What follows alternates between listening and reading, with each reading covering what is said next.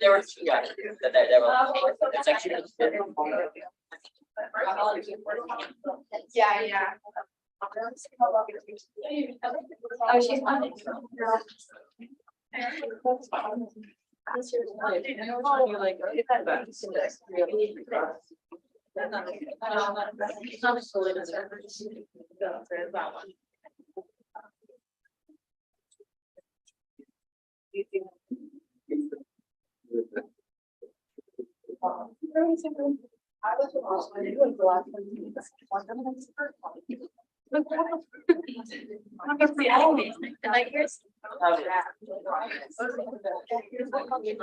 Okay, so hopefully we are all ready to continue our discussion of metabolism, which we had just introed at the end of Friday.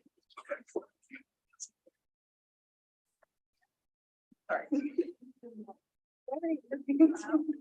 Okay, so when we're talking about metabolism, we're beginning by thinking about how we break down glucose, one of our carbohydrate monomers. So glucose, that C6H12O6 molecule that we see up there. So we can see it has a lot of carbon and hydrogen, but it also has just as much oxygen as carbon, which is actually one of our signs, that 1 to 2 to 1 ratio, that we would be looking at a carbohydrate. Okay, and we can see that we're going to put in some oxygen into this reaction. Overall, we're going to get a bunch of energy as well as byproducts of CO2 and water. We're going to dive into the steps today. So we're going to start at the top with glycolysis, which is our first stage of respiration, glucose oxidation, of glucose metabolism. All those words are roughly equivalent to us. Okay. So we're starting with our glucose molecule. As we go through this course, we're going to be thinking about glucose periodically, because while ATP is our form of cellular energy, glucose is a sugar that we easily harvest from food and that we actually store in the form of glycogen throughout our bodies, or in certain parts of our bodies, I should say. So we're going to start with a glucose molecule. And fundamentally, what we're doing during glycolysis is just breaking that glucose molecule into two. Okay, so pyruvate, essentially half of a glucose molecule. So take glucose, rip it in half in this first step of glycolysis. There are technically 10 reactions within this stage that allow us to do that. Each of them has their own enzyme that makes this faster, lowers the activation energy barrier, lets us do it on our preferred time scale. But we're not going to go into each of the 10. You won't be responsible for that knowledge here.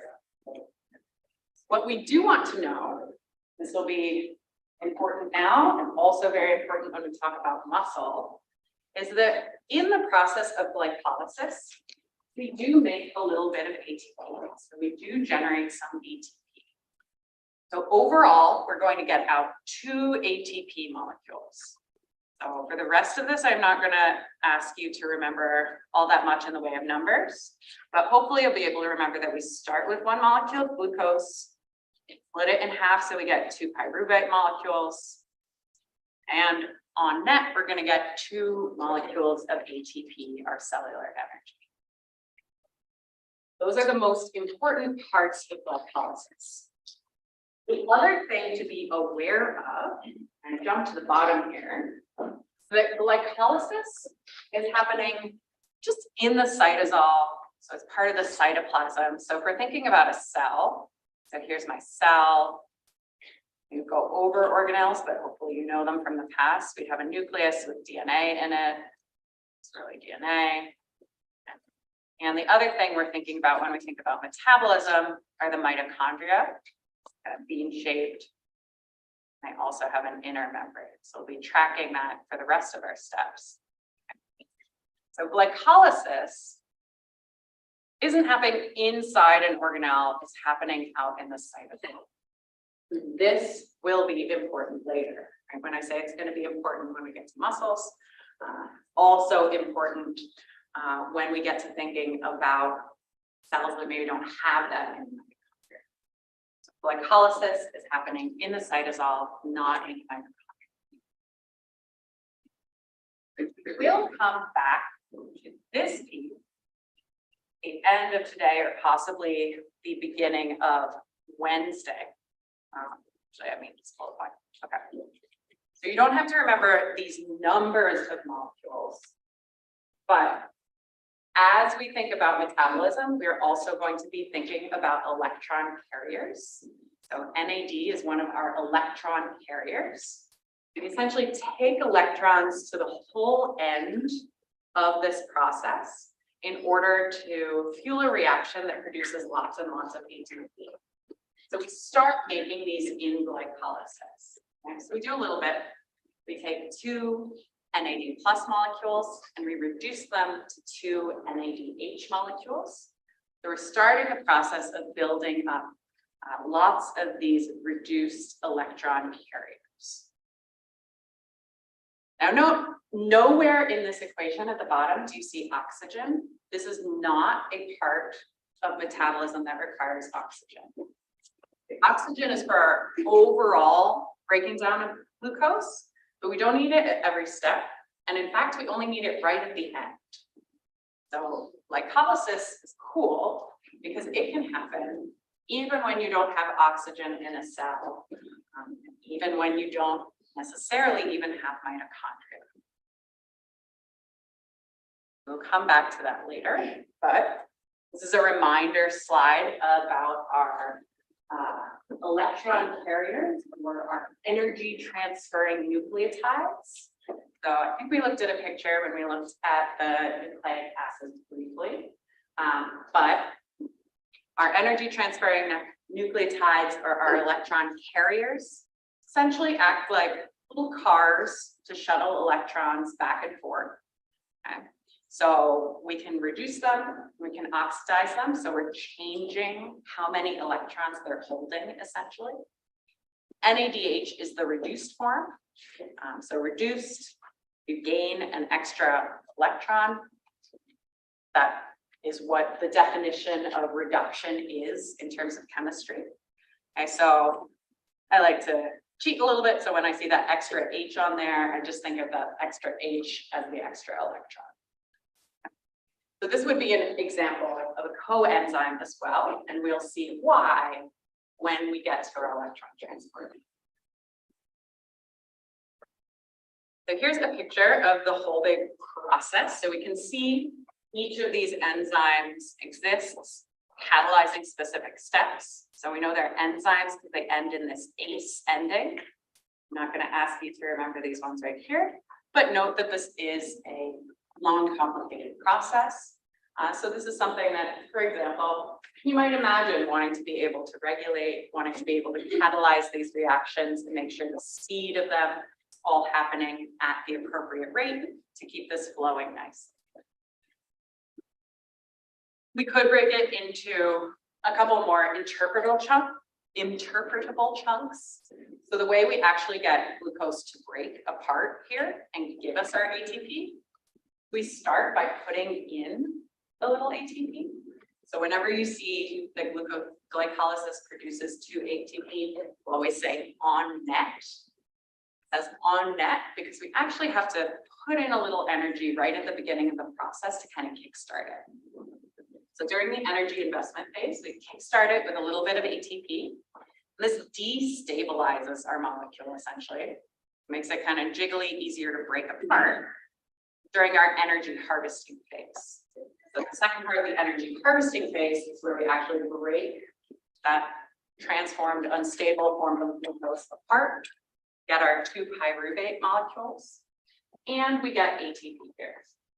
So during this second part, technically overall in the energy harvesting phase, we got 4 ATP, but we had to put in 2 at the beginning.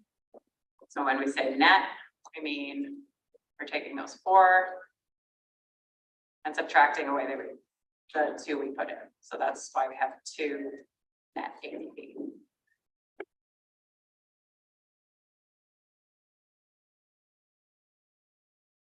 That's glycolysis. Okay.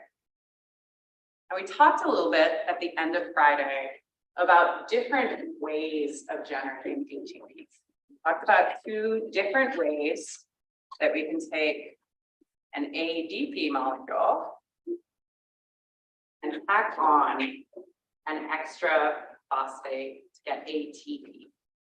Okay, so the T is for 3 phosphates, D is for diphosphate, 2 phosphates. I want you to find in your mind which version glycolysis would be doing.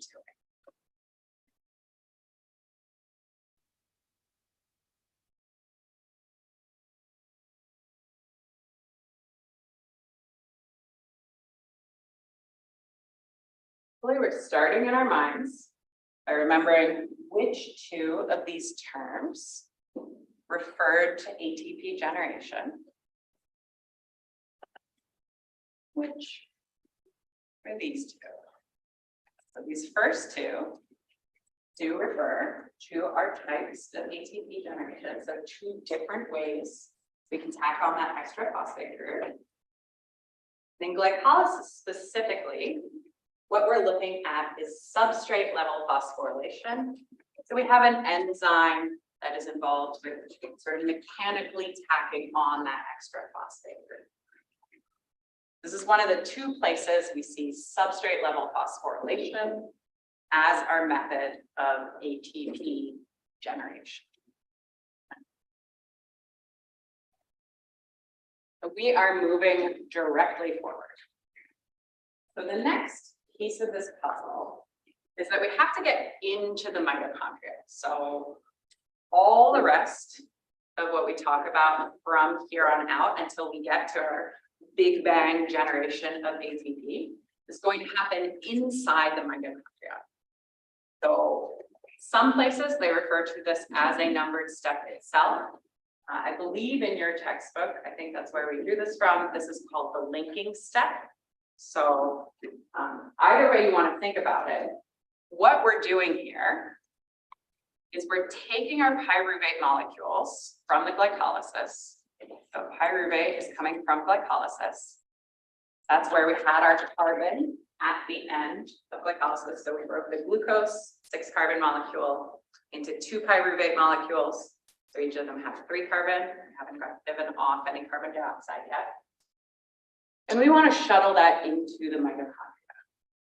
Okay. So for the mitochondria, quick review. So mitochondria is going to have an outer membrane that we have to get through. It's going to have an inner membrane. Okay. Inner membrane looks kind of squiggly. And we can also think about there being 2 different spaces. Okay. So between the 2 membranes, we refer to as the intermembrane space. Type that for us.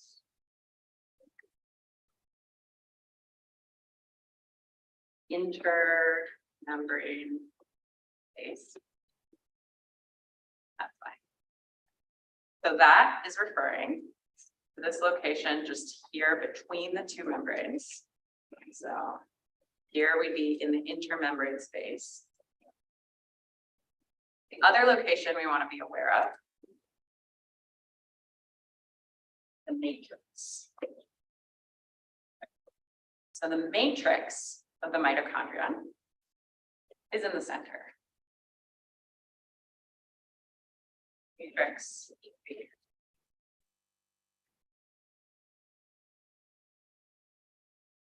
Everything outside is cytosol cytoplasm.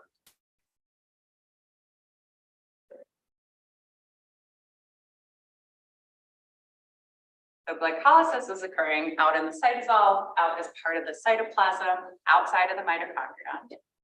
And during this linking step with pyruvate, we're taking the pyruvate and moving it all the way in and through this process into the matrix. Okay. So we're crossing to the center of our mitochondrion. We're crossing this outer membrane, crossing the intermembrane space, crossing the inner membrane, and ending up in the matrix. That's where we are spatially in the cell, which will be important for understanding what's happening in the next steps. We do change the molecules a little bit as we go through, okay? And so we are going to do a couple things here. One thing we're going to do is we're going to put in this CoA coenzyme, which is going to end up with our pyruvate molecule turning into something called acetyl-CoA, which is what we're going to feed into our next major stage, the Krebs cycle or the TCA cycle. You might have seen it referred to as the TCA cycle, same thing. We also see that here during the linking step, we produce a little bit more of our reduced electron carrier. So we have a little more NADH, okay? So we put in some NAD+, got some NADH out. And we're beginning to get rid of some of our carbon. So this is the first place we see one of our real overall waste products being pulled off. So actually from this 3-carbon molecule, we pull off a carbon, go down to a 2-carbon molecule. And that carbon that we peeled off is released as CO2. It's gonna diffuse out of your mitochondria, diffuse out of your cell and into your blood, and you're gonna breathe out that carbon dioxide. Okay. That takes us to our third part, or our second stage, which is going to generate ATP. This is the Krebs cycle. Krebs cycle, also known as the citric acid cycle, TCA cycle, is something that's kind of looping around nonstop in the matrix of the mitochondria. So it's a cyclical metabolic pathway, which really means that at the end of this process, we're generating a molecule that we can just reuse again and spin another circle of this wheel. Okay. So this is happening in the center of the mitochondria in the matrix, and it is going to produce some ATP along the way. So for each spin of the citric acid cycle, we're going to produce 1 ATP molecule. Okay. We also want to be able to think about this though from the perspective of we're starting with a glucose molecule. Think about why I'm emphasizing that right now. So we took the glucose molecule, we ripped it in half to create 2 pyruvate molecules. And then each of those pyruvate turning into acetyl-CoA, each of those acetyl-CoA spinning the citric acid cycle once. So overall, for a glucose molecule, we double every one of these numbers that's in the citric acid cycle, because we're going to be spinning around twice, essentially 1 for each half of the glucose, 1 for each pyruvate. So it produces some ATP. But the really important thing about the citric acid cycle is that it creates lots and lots of reduced electron carriers. So we're in the matrix of the mitochondria. You can see we only made 1 ATP here, but we're making 3 molecules of NADH. We're also making something called FADH2, right? So these, just like our NADH from that pyruvate linking step and from glycolysis, are going to go into oxidative phosphorylation, our next big ATP generation step. Okay? And that's the major piece of what's happening here, because we double it all, right? So we're actually going to end up with 6 NADH per molecule of glucose and 2 FADH2. Okay. FADH2 basically just works the same as NADH. You're going to think about one of them, think about the NADH. But the other one doesn't exist. So we're producing lots of reduced electron carriers, which are going to act as coenzymes later on. We are producing a molecule of ATP for each pyruvate, so 2 total. Okay. And we're producing CO2 as well. So when we think about our waste products, we had 6 carbons in the glucose, pulled it in half. We had 3 carbons in each of the pyruvate molecules. During our linking step, each pyruvate lost one carbon, given off as carbon dioxide. So our acetyl-CoA had 2 of those carbons left. And now finally, we're getting rid of 2 more carbons. So we have produced all the CO2 that we're going to produce out of that glucose molecule at the end here. So we're totally done with carbon at the end of the citric acid cycle. What we're left with is the electrons that we've been peeling off into these reduced electron carriers.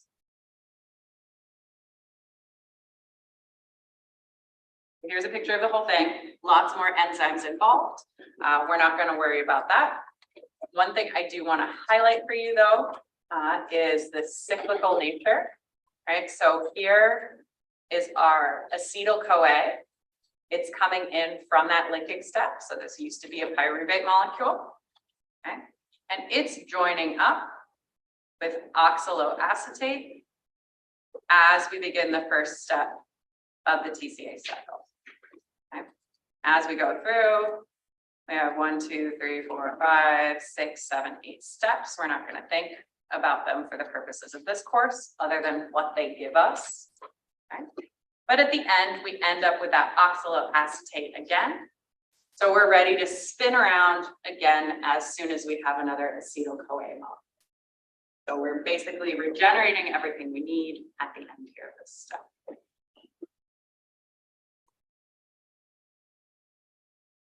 Great. I guess I'll just point out for completeness sake, just that this ATP generation was also substrate level. So we also have this enzyme here pulling that phosphate group onto ATP. This brings us to oxidative phosphorylation.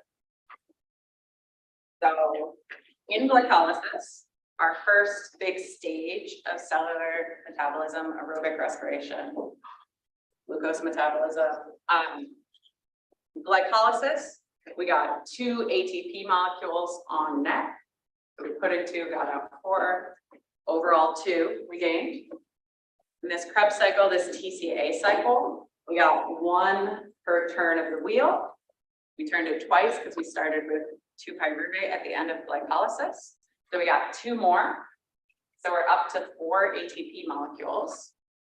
But we're going to produce an awful lot more ATP than that when we're thinking about aerobic respiration involving oxygen.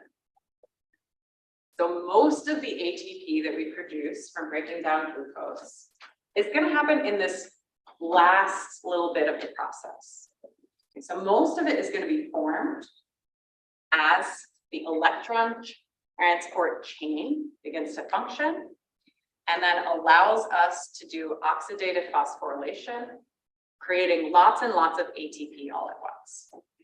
So here is where we need to use our oxygen. So this is why oxygen is one of our reactants. If we look at an overall equation for breaking down glucose, because we can't do oxidative phosphorylation, we can't run the electron transport chain without oxygen. So the electron transport chain is a system of molecules that are embedded on that inner membrane of the mitochondria. So I'm going to draw that again.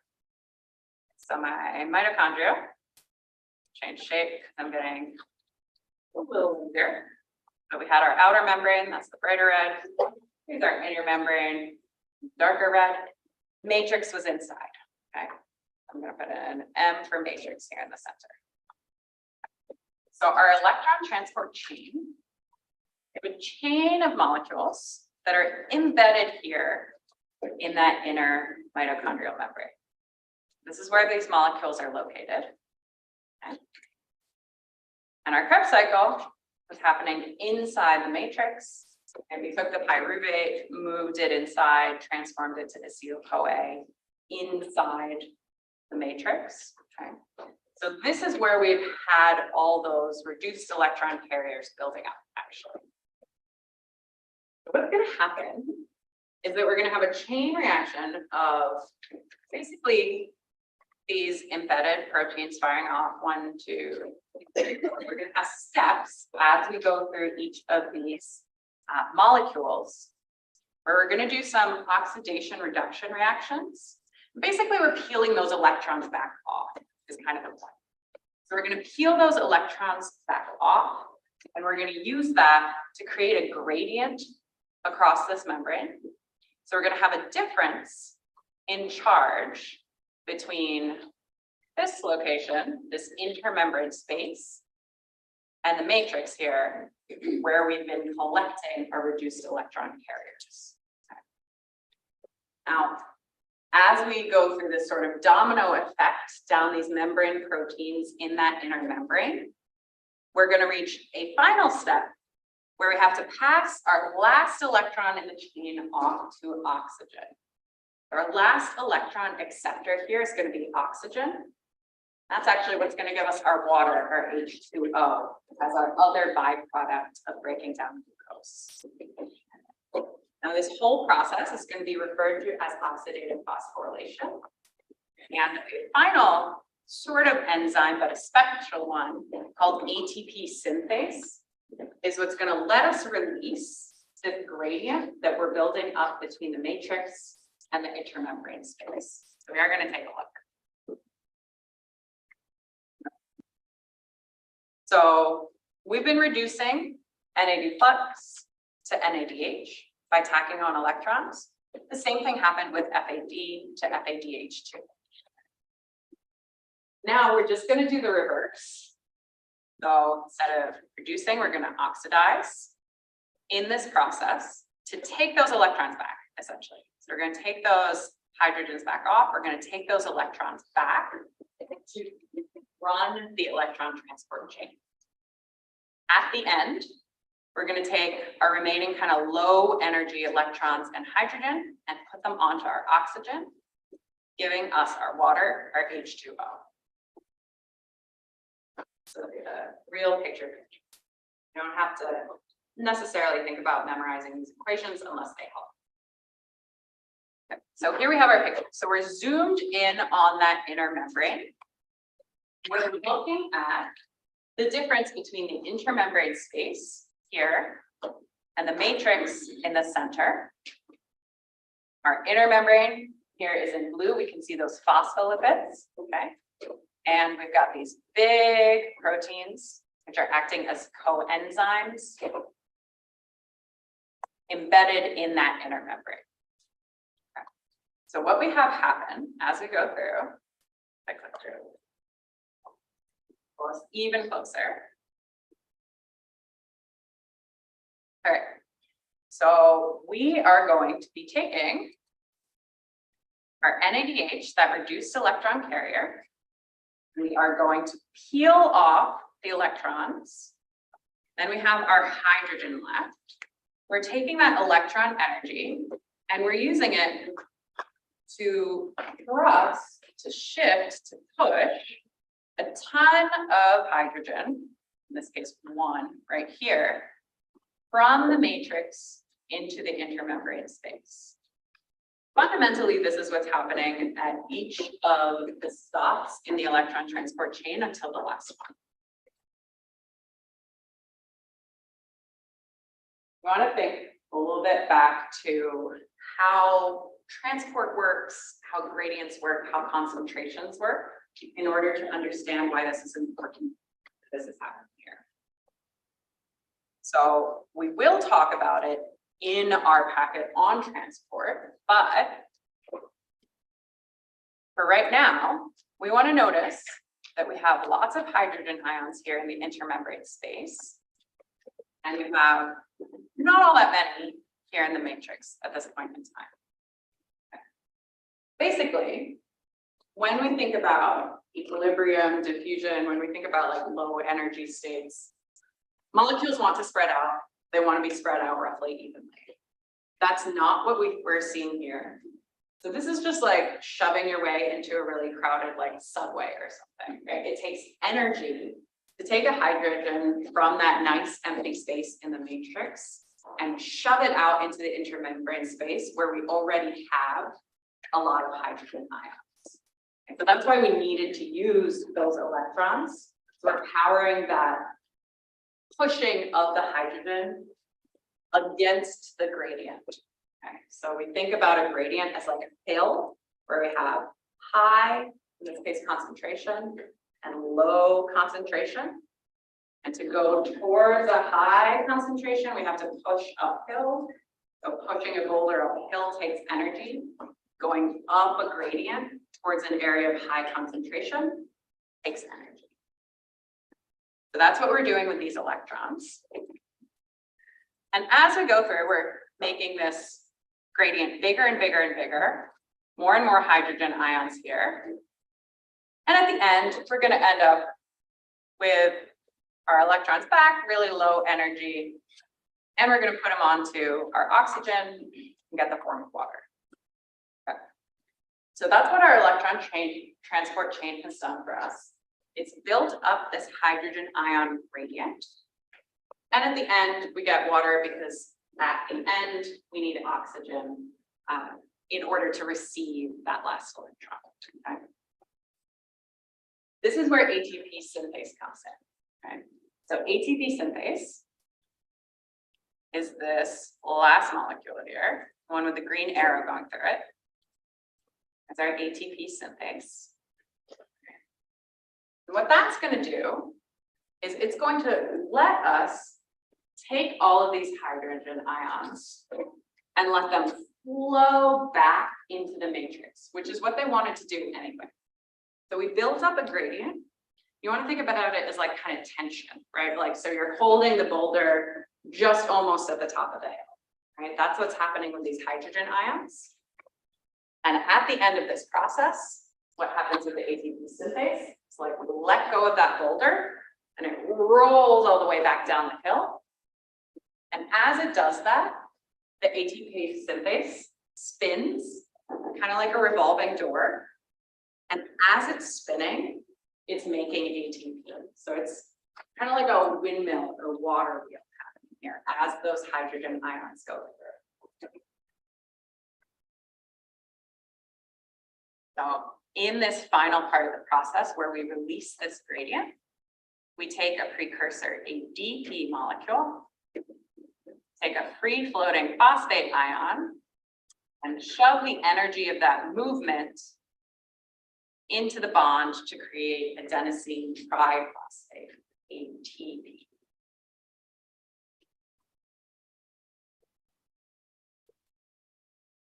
Our overall process then, we started with a glucose molecule. Stop. Glucose at the top. We were out in the cytosol, out generally in the cytoplasm in the cell. We took that glucose, split it in half to 2 pyruvate molecules. And in the process, we got 2 molecules of ATP through substrate level phosphorylation. So got a little bit of NADH, a reduced electron carrier, and we sent that into the matrix, actually, so into the mitochondria to help us start to build up those reduced electron carriers that we can then peel hydrogen ions off of and create that gradient. Okay. With that remaining pyruvate, that was half of our glucose molecule, we turned it into acetyl-CoA after shoving it into the center of a mitochondria.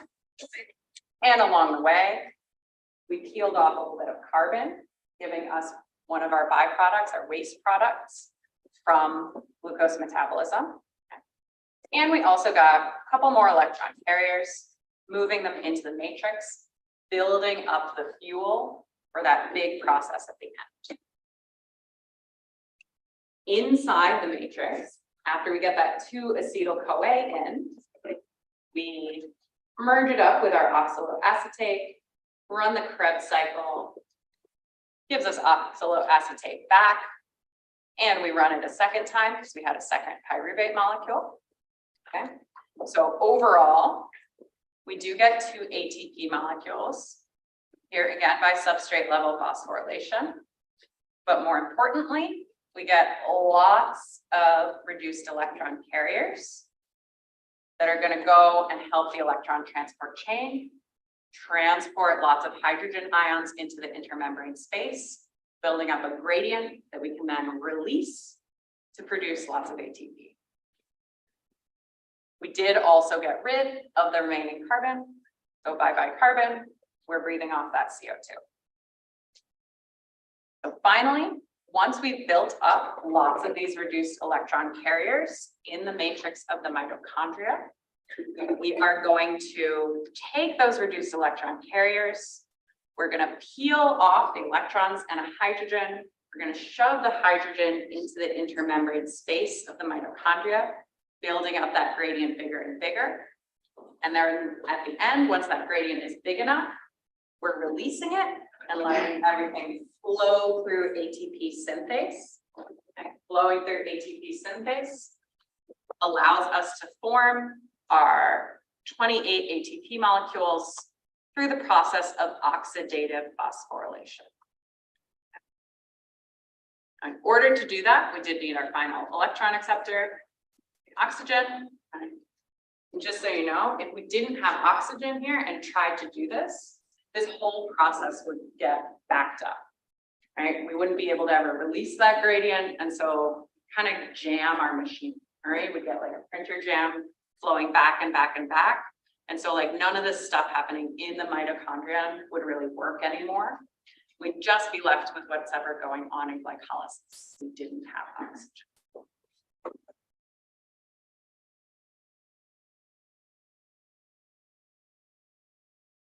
So if you are looking to learn like at about the level we want, I would just look at this diagram rather than all the little detailed ones.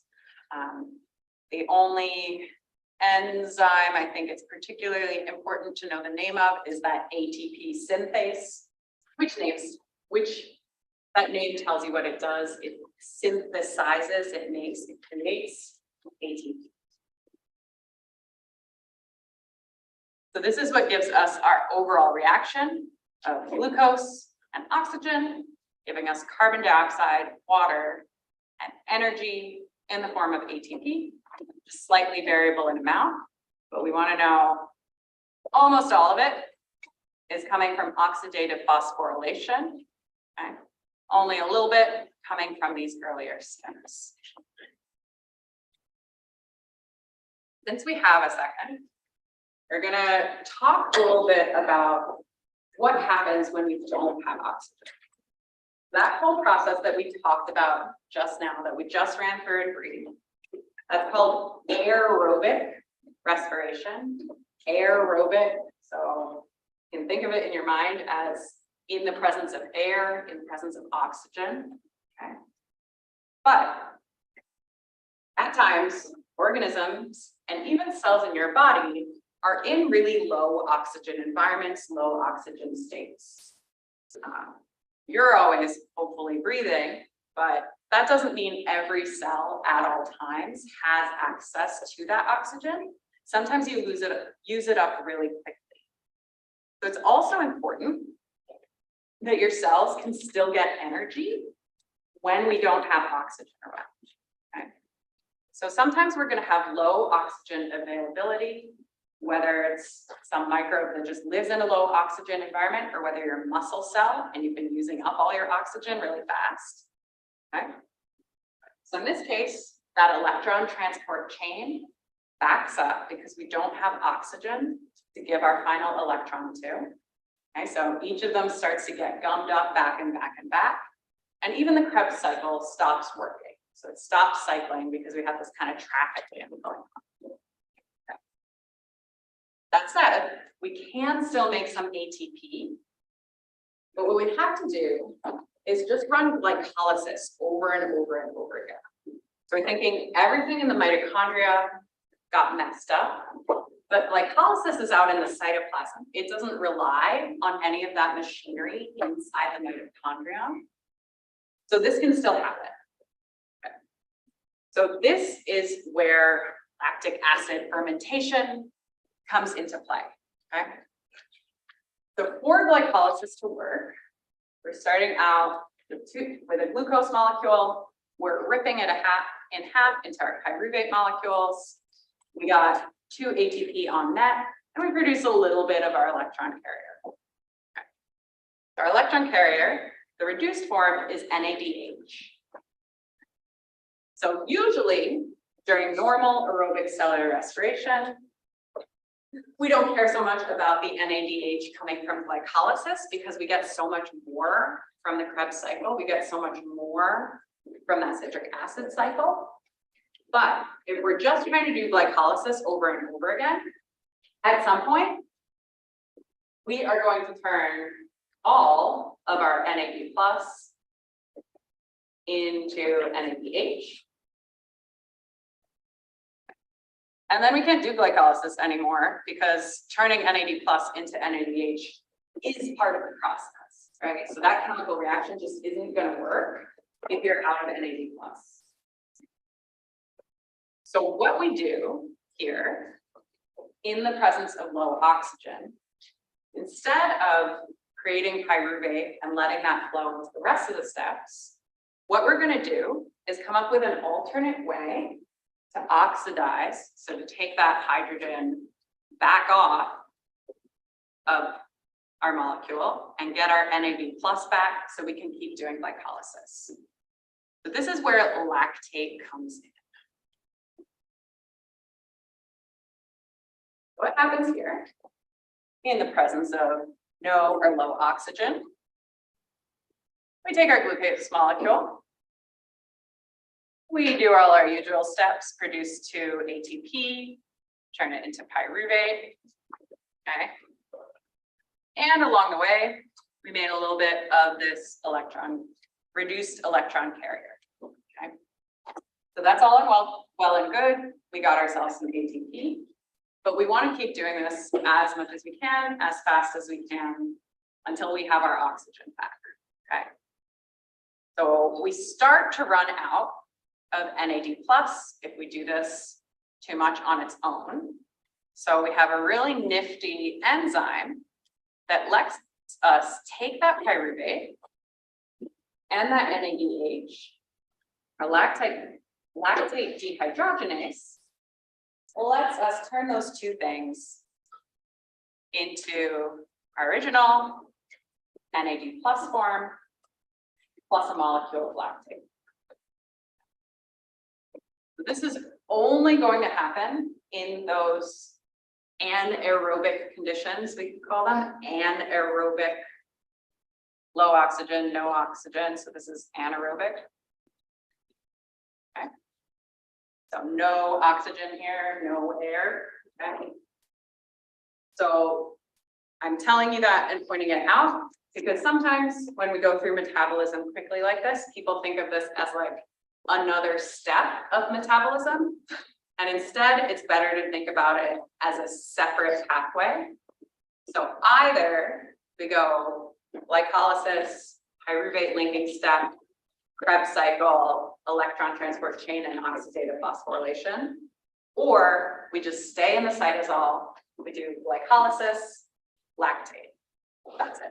Glycolysis, lactate, over and over and over. So these are like 2 alternatives that we can do. If we have oxygen, then we can do the whole big thing. If we don't have oxygen, we're going to make lactate, so we can at least do glycolysis over and over and over again.